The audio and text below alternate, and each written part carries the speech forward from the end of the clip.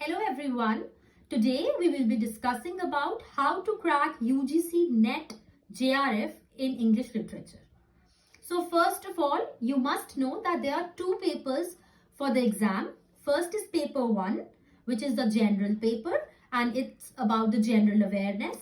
It has components like mathematical reasoning, data interpretation, reasoning, polity, environment, computers and other things.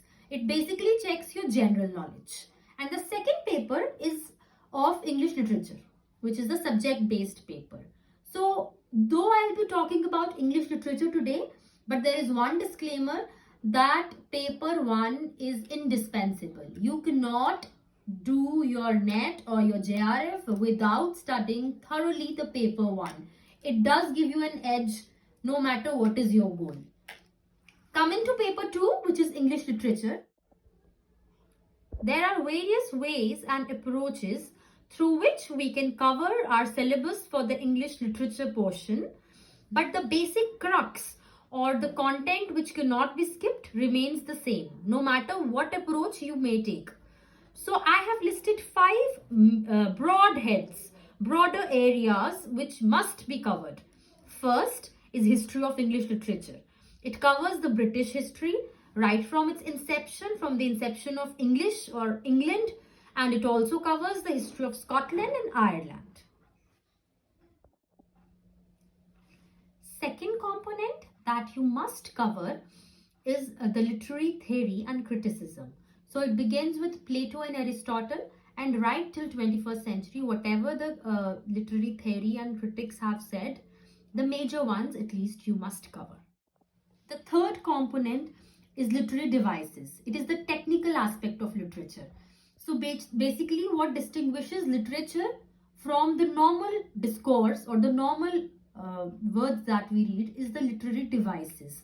So what are those devices used by writers, poets, like what are the different genres, what are the different techniques that bring literariness to the literature.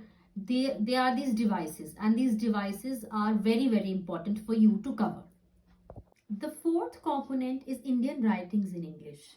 In this component, basically, what you need to cover is that how English came to India with Britishers and how it became a language of Indian people.